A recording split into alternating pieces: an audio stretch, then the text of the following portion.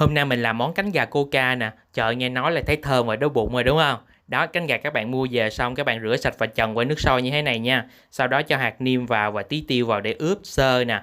Xong rồi thì mình bắt chảo dầu lên và mình bắt đầu chiên nó thôi. Mình chiên mình cứ trở đều qua lại để cho nó vàng, và chín đều như thế này nha. Sau đó thì mình gấp ra nè. Và tiếp đến thì mình sắp vào chảo và cho gia vị vào.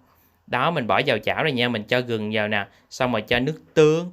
Kế tiếp là nước mắm, tương ớt, dầu hào. Không thể thiếu đó là coca, các bạn đổ ngập hết nha.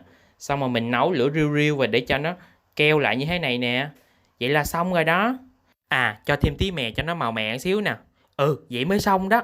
Tôi bảo đảm món này là con nít đứa nào mà không mê. Rảnh các bạn thử làm coi nha. Ngon dữ lắm. Nhớ bấm follow để xem thêm nhiều clip mới nhất của mình nha.